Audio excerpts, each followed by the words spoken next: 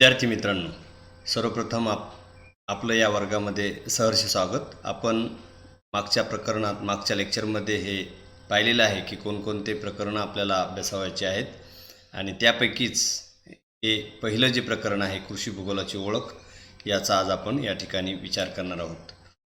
विद्यार्थी मित्रांनो, या संपूर्ण प्रकरणामध्ये आपल्याला व्याख्या, स्वरूप आणि व्याप्ती तसेच कृषी भूगोलाच्या अभ्यासाचे वेगवेगळे जे आयाम आहेत, दृष्टिकोन आहेत, याचाही आपल्याला त्या ठिकाणी विचार करायचा आहे. प्रस्तावनेमध्ये आपण विचार करणार आहोत की कृषी भूगोल म्हणजे नेमकं काय, कृषी भूगोलाचा उगम आणि विकास कसा झाला, शब्दशः कृषी भूगोलाचा अर्थ काय आहे आणि आत्ता सध्या कृषी भूगोलाची वाटचाल कशी सुरू आहे याचा सविस्तरपणे विचार करणार आहोत. विद्यार्थी मित्रांनो, भूगोल हा विषय अतिशय व्याप्त असून त्यामध्ये अनेक उपविषयांचा समावेश होतो. प्रामुख्याने ज्यावेळेस मानव अतिशय प्राथमिक अवस्थेमध्ये राहत होता, अतिशय अर्वाचीन परिस्थितीमध्ये राहत होता किंवा जुन्या काळामध्ये तो भूगोल म्हणजे फक्त वर्णनात्मक अभ्यास करत होता, ते स्वरूप जाऊन आता त्याचं शास्त्रीय स्वरूप या ठिकाणी भूगोलाला निर्माण झालेलं आहे आणि म्हणून भूगोलाच्या वेगवेगळ्या शाखा या ठिकाणी विकसित होत आहेत. आपल्याला माहिती आहे की जॉग्राफी या शब्दाचा उगम इसवी सन पूर्व 275मध्ये झालेला आहे आणि भूगोल म्हणजे दुसरं तिसरं काही नसून पृथ्वीचे वर्णन होय, असं इराटोस्थेनीसने सर्वसाधारणपणे इसवी सन पूर्व 275मध्ये सांगितलेलं आहे. आणि नंतर मात्र त्या व्याख्येचं स्वरूप बदलून किंवा व्याख्येचा अर्थ बदलून तंत्रशुद्ध, शास्त्रशुद्ध अशा प्रकारची व्याख्या निर्माण करण्यात आली आणि केवळ जॉग्राफी हा विषय वर्णनात्मक न राहता शास्त्रीय स्वरूप त्याला प्राप्त झालं. त्यानंतर त्याचं स्वरूप बदलत असताना प्राकृतिक घटकच विचारात न घेता त्या प्राकृतिक घटकांचा मानवी जीवनावर, मानवी प्रगतीवर, मानवी विकासावर काय परिणाम होतो याचाही त्या ठिकाणी विचार केला गेला आणि म्हणून प्राकृतिक घटक व मानवी पर्यावरण यांचा अभ्यास करणं, यांच्या सहसंबंधाचा अभ्यास करणारे शास्त्र म्हणजे भूगोल होय, अशी विस्तृत आणि अतिशय शास्त्रीय व्याख्या त्या ठिकाणी निर्माण झाली आणि म्हणून त्याचे स्वरूपही बदलत गेले. आणि जसजसं हा भूगोलाचा विकास पुढे वाढत गेला तसतसे त्याचे अनेक उपविषय निर्माण झाले. त्यामध्ये आपल्याला प्रामुख्याने या व्याख्येवरूनच आपल्याला लक्षात येईल की पर्यावरण आणि मानवी विकास. पर्यावरणाच्या संदर्भात अभ्यास करणाऱ्या भूगोलाला प्राकृतिक भूगोल असे म्हणतात, तर मानवाच्या संदर्भात अभ्यास करणाऱ्या भूगोलाला मानवी भूगोल असे म्हणतात.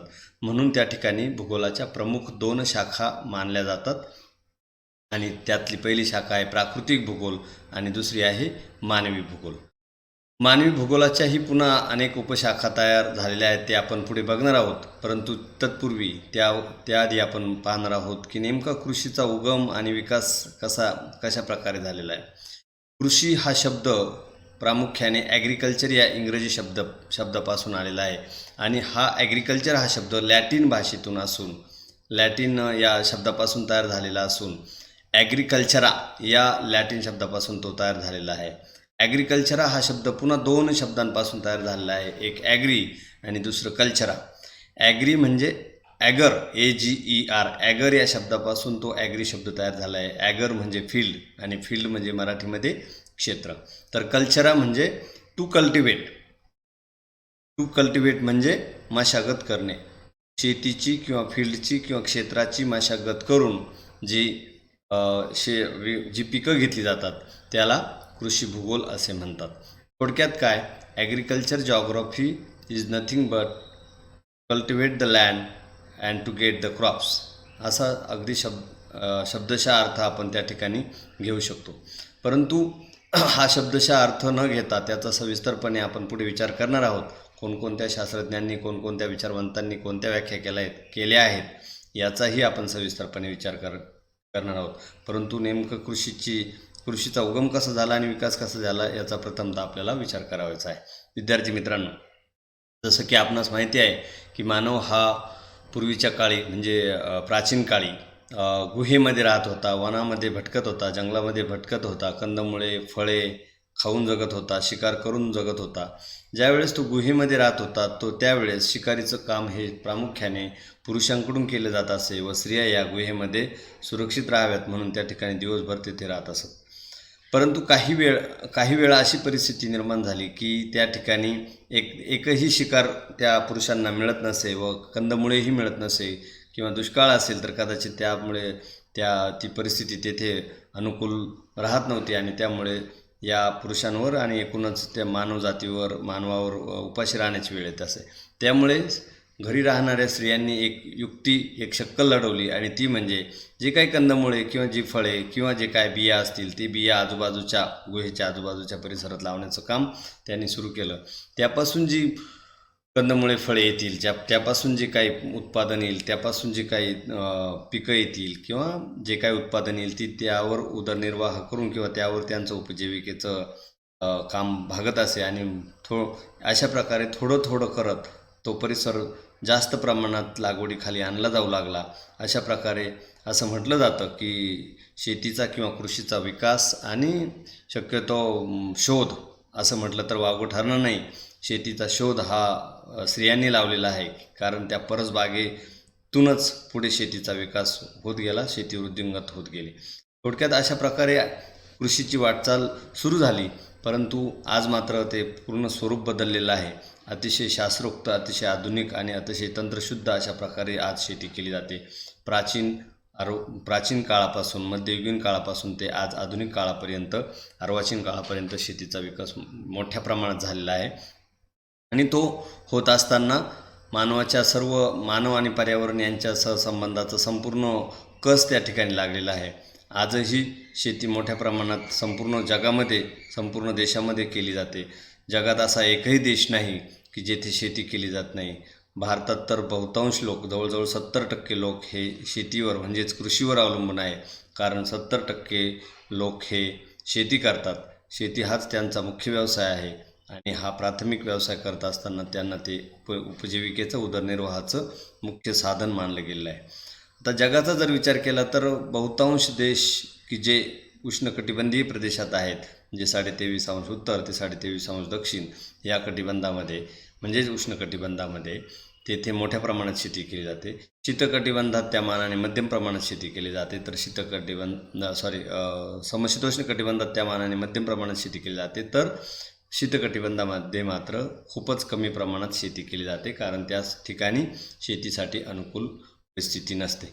अशा प्रकारे शेतीची वाटचाल मोठ्या जोमाने, मोठ्या वेगाने या ठिकाणी सुरू आहे आणि आपल्याला आज या प्रकरणामध्ये नेमकं कृषी म्हणजे काय, कृषी भूगोल म्हणजे काय आणि कृषीच्या व्याख्या कोणकोणत्या शास्त्रज्ञांनी केलेल्या आहेत याचाही विचार करायचा आहे.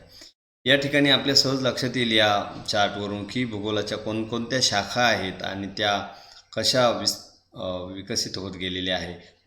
मी अगोदर सांगितल्याप्रमाणे भूगोलाच्या मुख्य 2 शाखा आहेत, एक प्राकृतिक भूगोल, दुसरी मानवी भूगोल. आणि या 2 शाखांचे पुन्हा जसजसा विकास होत गेला, जसजसा अभ्यास शास्त्रज्ञांनी केला, विचारवंतांनी केला, त्याप्रमाणे शाखा विकसित होत गेल्या. प्राकृतिक भूगोलाच्या अनेक शाखा आहेत, उदाहरणार्थ भूरूपशास्त्र, हवामानशास्त्र, सागरशास्त्र, मृदा भूगोल, जैविक भूगोल, खगोलीय भूगोल, भूगर्भशास्त्र, भूमापनशास्त्र, नकाशाशास्त्र, सांख्यिकी भूगोल आणि नुकतीच नव्याने विकसित झालेली भौगोलिक माहिती प्रणाली आणि संगणक भूगोल. कारण संगणकाचा वापर मोठ्या प्रमाणात, सॉफ्टवेअर असतील, वेगवेगळ्या प्रकारचे नकाशे असतील, हे तयार करण्यासाठी भौगोलिक माहिती प्रणाली किंवा सुदूर संवेदन आणि संगणक यांचा वापर केला जातो आणि म्हणून ही शाखा देखील प्राकृतिक भूगोलात विकसित झाली आहे. मानवी भूगोलाच्या प्रामुख्याने 2 शाखा होतात, एक सामाजिक भूगोल आणि दुसरा आहे आर्थिक भूगोल. सामाजिक भूगोलाचे अनेक उपविषय या ठिकाणी तयार झालेले आहेत, की जे इथे लोकसंख्या भूगोल, वसाहत भूगोल, सांस्कृतिक भूगोल, राजकीय भूगोल, ऐतिहासिक भूगोल, लष्करी भूगोल आणि वैद्यकीय भूगोल. तसेच मानवी भूगोलाच्या आर्थिक भूगोलाचेही अनेक उपविषय तयार झालेले आहेत. पहिला आहे कृषी भूगोल, की जो आपल्याला संपूर्ण वर्षभरामध्ये येथे अभ्यासावायचा आहे. औद्योगिक भूगोल, व्यापारी भूगोल, वाहतूक भूगोल, पर्यटन भूगोल, साधनसंपदा भूगोल आणि विपणन भूगोल. अशा प्रकारे आपल्याला थोडक्यात सांगता येईल की कृषी भूगोल हा आर्थिक भूगोलाची एक उपशाखा आहे आणि आर्थिक भूगोल हा मानवी भूगोलाची एक उपशाखा आहे, तर मानवी भूगोल हा भूगोलाचा मुख्य उपविषय आहे. अशा प्रकारे आर्थिक भूगोलामधील एक उपशाखा म्हणजे कृषी भूगोल होय. कारण कृषी ही एक आर्थिक क्रिया आहे, ती उत्पादन करणारी प्रक्रिया आहे किंवा उत्पादन करणारा व्यवहार आहे आणि म्हणून कृषी भूगोलाचा समावेश हा आर्थिक भूगोलात होतो. तर नेमक्या कोणत्या शास्त्रज्ञांनी कशा व्याख्या केलेल्या आहेत याचाही आपल्याला विचार करायचा आहे. अगदी सुरुवातीच्या काळात हिलमन या शास्त्रज्ञाने व्याख्या केली आहे आणि त्याच्या म्हणण्यानुसार देश व खंडानुसार कृषीचा केलेला तुलनात्मक अभ्यास होय. अगोदरच्या प्रस्तावनेमध्ये मी तुम्हाला सांगितलं की प्रत्येक ठिकाणी, प्रत्येक देशामध्ये, प्रत्येक खंडामध्ये त्या ठिकाणी शेती केली जाते. असा जगात एकही देश नाही की जेथे शेती केली जात नाही. अगदी विकसित देश असेल, मागासलेला देश असेल, विकसनशील देश असेल किंवा प्रगत देश असेल किंवा औद्योगिकदृष्ट्या विकसित देश असेल, तरी देखील तेथे शेती थोड्याफार प्रमाणात का होईना केली जाते. कारण अन्न ही मानवाची मूलभूत गरज आहे आणि ही मूलभूत गरज फक्त आणि फक्त शेतीतूनच भागवली जाऊ शकते. अन्नातूनच आपल्याला ऊर्जा मिळू शकते. अन्नातूनच आपलं एकूण जे कार्य आहे ते शरीराचं कार्य अखंडपणे चालू राहू शकतं आणि म्हणून शेतीशिवाय कोणत्याही देशाला पर्याय नाही. आणि म्हणून हिलमनच्या म्हणण्यानुसार देश व खंडानुसार कृषीचा केलेला तुलनात्मक अभ्यास. मी अगोदर सांगितलं की विषुववृत्तीय किंवा उष्णकटिबंधीय आणि समशीतोष्णकटिबंधीय देशांमध्ये मोठ्या प्रमाणात शेती केली जाते, परंतु त्यामध्ये फरक आहे. उष्णकटिबंधीय प्रदेशामधील केली जाणारी शेती ही प्रामुख्याने मोठ्या प्रमाणात होते. तेथे उत्पादन जास्त होतं कारण त्यासाठी अनुकूल असलेले घटक त्या ठिकाणी असतात. उष्णकटिबंधीय प्रदेशामध्ये तापमान जास्त असतं, पर्जन्य जास्त असतं आणि हे दोन्ही घटक पिकांसाठी, शेतीसाठी अनुकूल असतात. आणि खंडानुसारही तेथे भिन्नता आढळते. जे खंड ध्रुवीय प्रदेशाच्या लगत आहे, जो भाग ध्रुवीय प्रदेशाच्या लगत आहे त्या ठिकाणी कृषी कमी प्रमाणात केली जाते, तर जे खंड किंवा जे देश विषुववृत्तीय प्रदेशात किंवा उष्णकटिबंधीय प्रदेशात आणि समशीतोष्णकटिबंधीय प्रदेशात आहे तेथे शेती मोठ्या प्रमाणात केली जाते. आता याचा तुलनात्मक अभ्यास आहे. तुलनात्मक अभ्यास या अर्थाने की प्रत्येक देशात, वेगवेगळ्या देशामध्ये अनेक ठिकाणी वेगवेगळी पिकं घेतली जातात, परंतु ती देशानुसार आणि खंडानुसार त्याच्या कालावधीमध्ये, त्याच्या उत्पादकतेमध्ये, त्याच्या वितरणामध्ये भिन्नता आढळते. आणि ह्या भिन्नतेचा अभ्यास, या भिन्नतेची तुलना जेव्हा केली जाते तो तुलनात्मक अभ्यास म्हणजे कृषी भूगोल होय. अगदी उदाहरणच द्यायचं ठरलं तर आपण कापसाचं उदाहरण घेऊया की दोन देश जगामध्ये प्रामुख्याने कापूस उत्पादन करतात. एक आहे चीन आणि दुसरा आहे भारत. का या दोनच देशांमध्ये कापसाचं उत्पादन होतं, इतर देशांमध्ये का ते कमी प्रमाणात होतं? त्याचं मुख्य कारण हे आहे की त्या ठिकाणी त्या कापूस या पिकासाठी लागणारी अनुकूलता होय.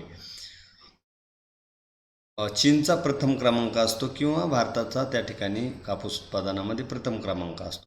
तर इतर खंडांमध्ये तुलनेने त्या ठिकाणी त्याचं उत्पादन, कापसाचं उत्पादन कमी प्रमाणात केलं जातं.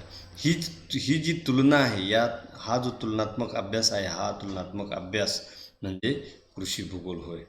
अगदी वेगवेगळ्या पिकांचं म्हणजे ऊस असेल, फळबागा असतील, द्राक्ष असतील किंवा भाजीपाला पिके असतील, अन्नधान्य पिके असतील, चारा पिके असतील, याचा सर्व पिकांचं वितरण किंवा तुलनात्मक अभ्यास जेव्हा केला जातो देश व खंडानुसार, त्यावेळेस अशा अभ्यासाला कृषी भूगोल असे म्हणतात. बर्नहार्डने व्याख्या केली आहे की अभिक्षेत्रीय भिन्नता व त्याला जबाबदार असणारे घटक. अभिक्षेत्रीय भिन्नता म्हणजे प्रादेशिक भिन्नता. प्रादेशिक भिन्नता त्या ठिकाणी त्याला पिकांच्या संदर्भात आढळते आणि त्याला जबाबदार असणारे घटकही त्या ठिकाणी भिन्न आढळतात. अभिक्षेत्रीय भिन्नता म्हणजे त्या प्रदेशात कोणकोणते पिकं घेतली जातात, कोणकोणती वेगवेगळी पिकं घेतली जातात. अगदी उदाहरण द्यायचं ठरलं तर महाराष्ट्राच्या संदर्भात आपण विचार केला तर विदर्भ आणि मराठवाडा या दोन प्रदेशांमध्ये वेगवेगळी पिकं घेतली जातात. कापसाच्या संदर्भात जर आपण विचार केला तर येथे ते उत्पादन जास्त होतं विदर्भ आणि मराठवाडामध्ये, कारण त्याला ब्लॅक कॉटन सॉईल लागते किंवा काळी मृदा लागते, काळी कापसाची मृदा लागते आणि ते अनुकूल घटक तेथे आहेत, जबाबदार घटक तेथे आहेत, त्यामुळे ते उत्पादन जास्त होतं.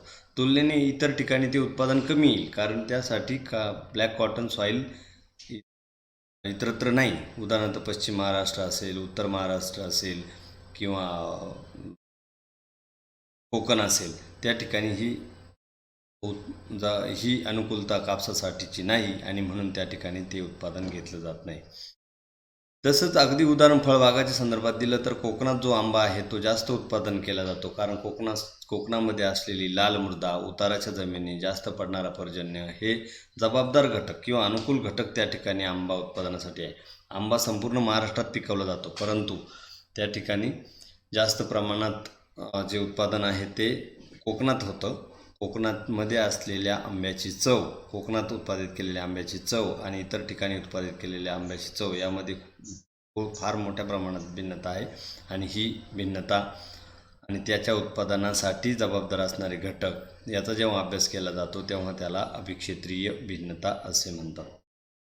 पुढचा आहे एल.जे. सायमन यांनी व्याख्या केली आहे, कृषी व्यवहारांचा स्थल संदर्भात केलेला अभ्यास. कृषी व्यवहार म्हणजे कृषी प्रक्रिया, कृषी क्रिया, कृषीच्या संदर्भात केल्या जाणाऱ्या क्रिया म्हणजे कृषी व्यवहार आहे. उदाहरणार्थ पेरणी असेल, मळणी असेल किंवा त्याचं विपणन असेल, त्याचं विक्री असेल, या सर्वांच्या संदर्भात या सर्वांच्या संदर्भात काय काय कृती मानव करत असतो किंवा शेतकरी करत असतो त्याचा केलेला सविस्तर अभ्यास म्हणजे कृषी भूगोल होय. कृषी व्यवहार भिन्न असतात स्थळानुसार ते कसे भिन्न असतात. अगदी आपण गव्हाचं उदाहरण घेऊया. गहू उत्पादन हे जगभर केलं जातं, परंतु सर्वत्रच ते चांगलं येईल किंवा सर्वत्र ते भरपूर प्रमाणात येईल असं नाही. अगदी उदाहरण द्यायचं ठरलं तर युक्रेनला गव्हाचे कोठार असे म्हणतात, तर पंजाबला भारताचे कोठार असे संबोधतात, तर युक्रेनला जगाचे कोठार संबोधतात. हे असं का आहे? कारण युक्रेनमध्ये असलेली गव्हासाठीची अनुकूलता, त्या ठिकाणी केले जाणारे व्यवहार हे भिन्न आहेत. त्या ठिकाणी ते उत्पादन जास्त येत असतं. तसंच पंजाबच्या संदर्भात देखील आहे. पंजाब आणि इतर राज्यांमध्ये ही उत्पादनं केली जातात, परंतु पंजाबमध्ये मात्र जास्त उत्पादन होतं, कारण पंजाबची जमीन सखल, सपाट, मैदानी, सुपीक आहे. त्याप्रमाणे तिथे यंत्रांचा वापर केला जातो. मोठ्या प्रमाणात उत्पादन त्या ठिकाणी येत असतं आणि म्हणून या कृषी व्यवहारांचा स्थल संदर्भात केलेला अभ्यास म्हणजे कृषी भूगोल. व्यवहार भिन्न आहेत म्हणजे क्रिया भिन्न आहेत. त्या एकूण प्रक्रिया भिन्न आहेत. एकच पीक, परंतु व्यवहार किंवा क्रिया ह्या स्थलपरत्वे स्थळानुसार म्हणजे ठिकाणानुसार भिन्न असतात. महाराष्ट्रातही गव्हाचं उत्पादन केलं जातं, परंतु गहू उत्पादन तेवढ्या प्रमाणात येत नाही जितकं पंजाबमध्ये येतं आणि म्हणून याच्या संदर्भात केला जाणारा अभ्यास, कृषी व्यवहारांचा स्थल संदर्भात केला जाणारा अभ्यास म्हणजे कृषी भूगोल होय. जसबीर सिंग यांनी पुढील व्याख्या केलेली आहे. त्यांच्या म्हणण्यानुसार भौगोलिक दृष्टिकोनातून केला जाणारा कृषीचा अभ्यास होय. भौगोलिक दृष्टिकोन म्हणजे काय? की कोणतं पर्यावरण, कोणतं हवामान, कोणती मृदा, कोणती जमीन, कोणत्या प्रकारचं पाणी त्या कृषीसाठी योग्य आहे. हे जे भौगोलिक घटक आहेत, पर्जन्य असेल, हवामान असेल, तापमान असेल, हे जे भौगोलिक घटक आहे, आर्द्रता असेल, हे जे भौगोलिक घटक आहे, या घटकांच्या दृष्टिकोनातून केला जाणारा कृषीचा अभ्यास म्हणजे कृषी भूगोल होय. अगदी द्राक्षाचं उदाहरण जर आपण दिलं तर द्राक्ष महाराष्ट्राच्या संदर्भात 2 ठिकाणी जास्त उत्पादित केले जातात. पहिलं ठिकाण आहे नाशिक आणि दुसरं ठिकाण आहे सांगली. तर का सांगली आणि नाशिकलाच ही उत्पादने घेतली जातात? तर त्याचं मुख्य कारण आहे की त्या ठिकाणी भौगोलिक घटक अनुकूल आहेत. द्राक्षाला कमी तापमानाची गरज असते आणि कमी तापमान असेल तरच ते चांगल्या प्रकारे त्याची येऊ शकते. इतर ठिकाणी ते चांगलं येऊ शकत नाही, कारण त्या ठिकाणचं तापमान कमी नाही आणि शिवाय पोषकही नाही.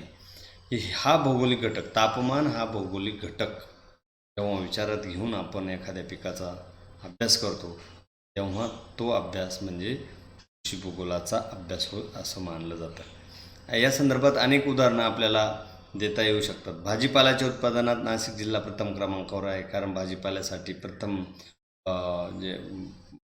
पहिली जी गरज असते ती म्हणजे पाण्याची उपलब्धता, आणि पाण्याची उपलब्धता नाशिक जिल्ह्यामध्ये बऱ्यापैकी असल्यामुळे आणि विशेषतः दिंडोरी, निफाड किंवा नाशिक तालुक्यामध्ये पाण्याची उपलब्धता 50% जास्त असल्या कारणाने त्या ठिकाणी तो घटक अनुकूल असल्या कारणाने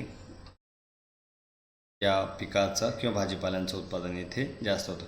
शिवाय दुसराही एक घटक आहे की जो मार्केट किंवा विकण्यासाठी ग्राहक उपलब्ध, तर मुंबई असेल, पुणे असेल यासारख्या मोठ्या शहरांची निकटता किंवा जवळीक हा घटक देखील त्या ठिकाणी नाशिकच्या भाजीपाला उत्पादनावर परिणाम करतो आणि त्या तो घटक अनुकूल असल्या कारणाने नाशिक जिल्ह्यात जास्त मोठ्या प्रमाणात कृषी भौगोलिक दृष्टिकोनातून किंवा त्या ठिकाणी भाजीपाला उत्पादित प्रमाणात केला जातो.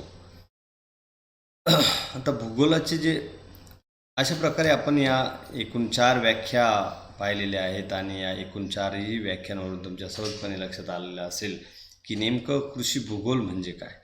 तर कृषी भूगोल म्हणजे दुसरं तिसरं काही नसून एखाद्या भूभागावर कल्टिवेशन करून म्हणजे मशागत करून पीक घेणे होय.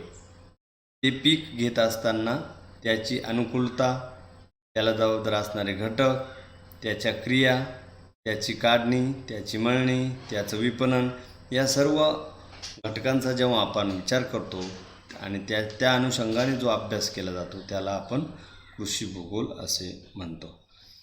तर कृषी भूगोलाचा जेव्हा आपण सविस्तर विचार करतो तेव्हा त्याचं नेमकं स्वरूप कसं आहे हेही आपल्याला अभ्यासावं लागेल. कारण कृषी भूगोलाचे स्वरूप हे अतिशय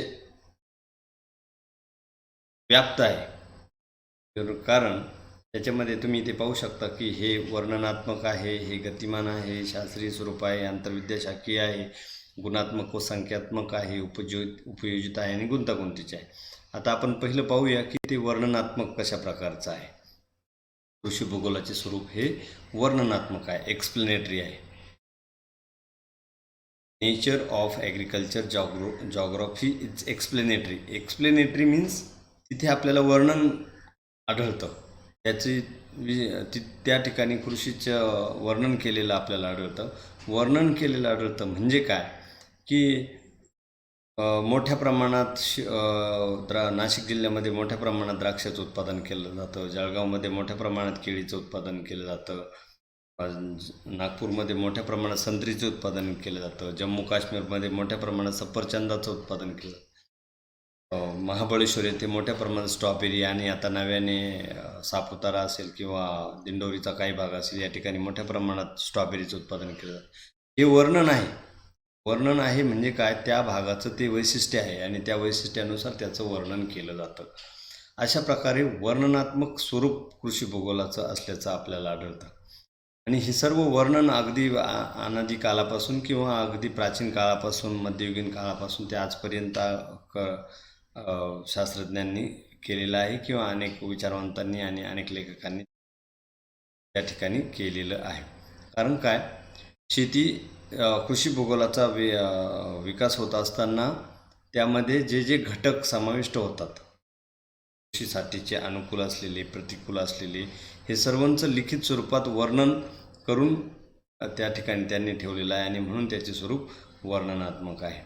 किंवा पंजाबमध्ये मोठ्या प्रमाणात गव्हाचं उत्पादन केलं जातं, युक्रेनमध्ये मोठ्या प्रमाणात गव्हाचं उत्पादन, ब्राझीलमध्ये मोठ्या प्रमाणात रबराचं उत्पादन केलं जातं, मलेशिया असेल किंवा थायलंड असेल येथे मोठ्या प्रमाणात भाताचं उत्पादन केलं जातं, केरळमध्ये रबराचं उत्पादन केलं जातं.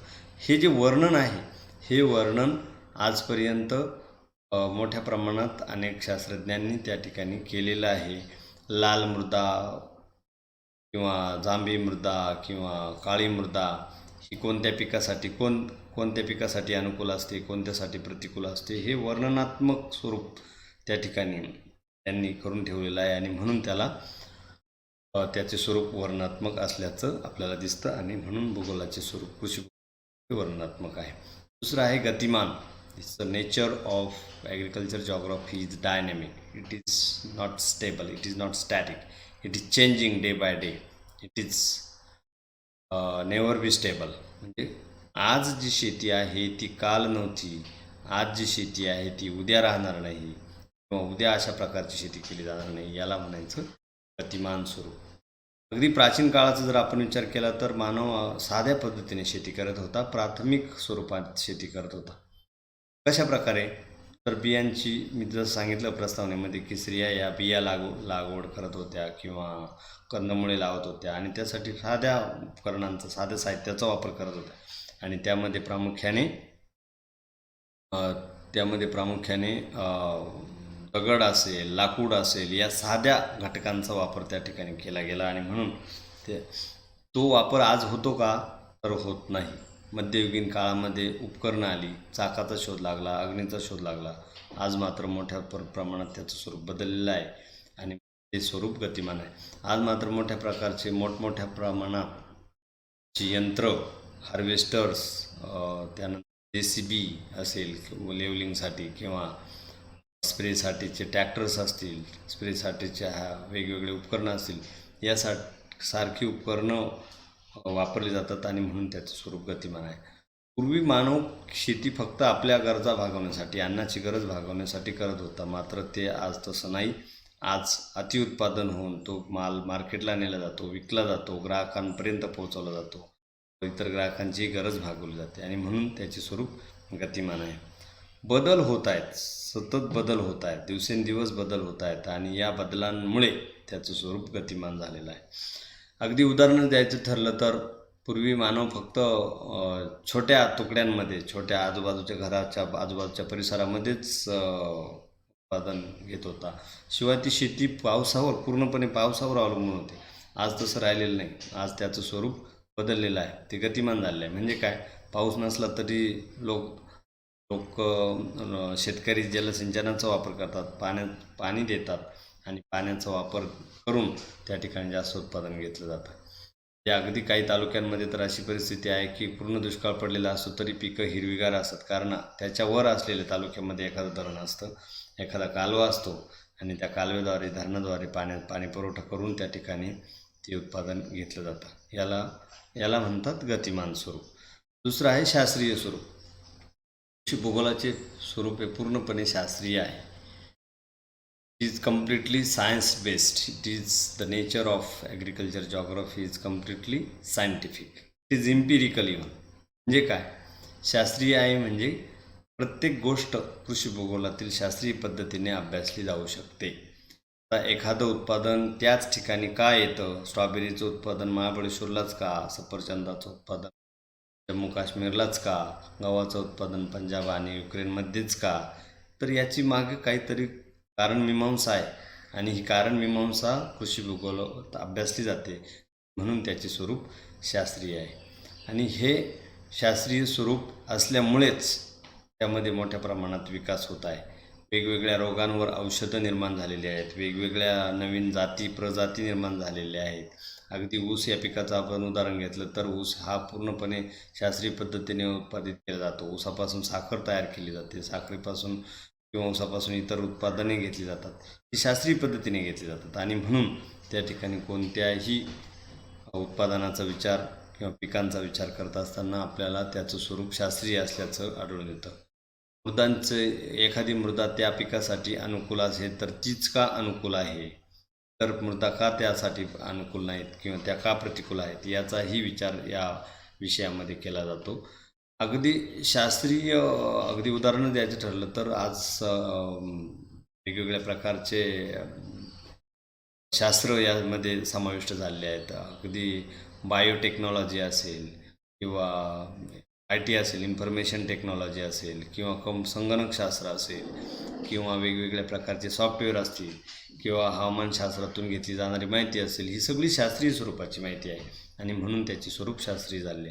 आज शेतकरी कोणताही स्प्रे घेत असताना तो त्याचा अगोदर विचार करतो, हवामानाचा अंदाज काय आहे, हवामान आज कोणत्या प्रकारचं आहे, स्प्रे दिल्यानंतर तो वाया जाईल का, आपले पैसे वाया जातील का, या सगळ्या गोष्टींचा तो विचार करतो आणि नंतरच ते एखाद्या पिकावर स्प्रे किंवा कीटकनाशक त्यांना.